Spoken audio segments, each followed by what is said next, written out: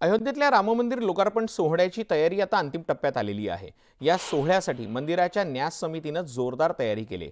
या सोहळ्यासाठी देशासहित जगभरातून मंडळी हजेरी लावणार आहेत। या राम मंदिराच्या लोकार्पण सोहळ्याला उपस्थित राहण्याचा मान देशातील 11 दाम्पत्यांना मिळाला आहे।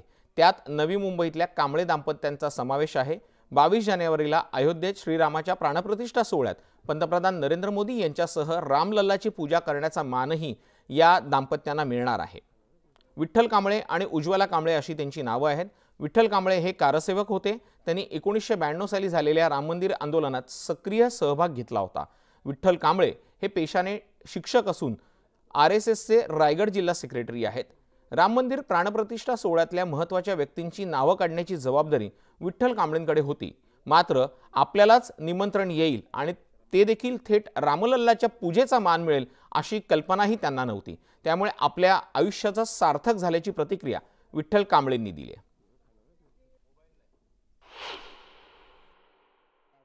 22 जानेवारीला प्रभू रामचंद्राच्या त्या प्राणप्रतिष्ठेच्या कार्यक्रमामध्ये जे 11 जोडपी देशभरातून निवडलेली आहेत त्यात आमची निवड झाली आहे हे कळल्यानंतर खूप आनंद झाला आणि खूप आनंद मिळाला। तो व्यक्त करता येत नव्हता, डोळ्यातून अश्रू वाहत होते। पण पूर्वजन्मीचं काही संचित आहे ते फळाला आलं। बसून तुम्हाला त्या पूजेचा मान मिळालेला आहे। ते ऐकल्यानंतर आमच्या कानावर विश्वास नव्हता आणि तेव्हापासून 3 जानेवारीपासून आमच्याकडे दिवाळी साजरी होते। तर खरंच सांगतोय दररोज गोड काही ना काहीतरी होत आहे आमच्या घरामध्ये आणि तेव्हापासून जी दिवाळी साजरी होते मला वाटतं 22 तारखेपर्यंत आपल्या घरी साजरी होणार आहे। प्रभू श्रीरामाच्या प्राणप्रतिष्ठा सोहळ्यासाठी अयोध्या नगरी सजली आहे। रामभक्तांचा उत्साह ओसांडून वाहतोय। अयोध्येतल्या लता मंगेशकर चौकात कलाकारांनी रामाच्या स्वागतासाठी भल्या मोठ्या रांगोळ्या रेखाटल्या।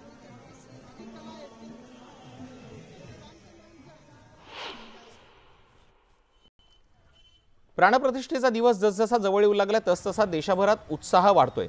सुरतमध्ये भाजपा कार्यालयावरती श्रीरामाशी संबंधित लेझर शोचं आयोजन करण्यात आलेलं होतं आणि हा शो पाहण्यासाठी नागरिकांनी गर्दी केलेली आहे।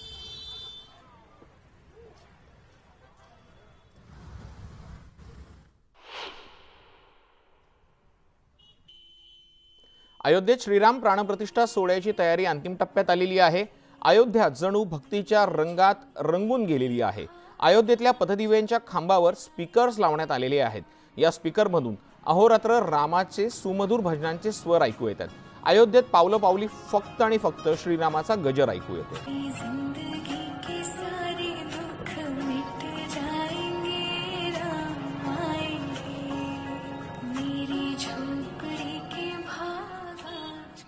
या सगळ्या बातम्यांसह बुलेटिनमध्ये वेळ झालेली आहे इथेच थांबण्याची।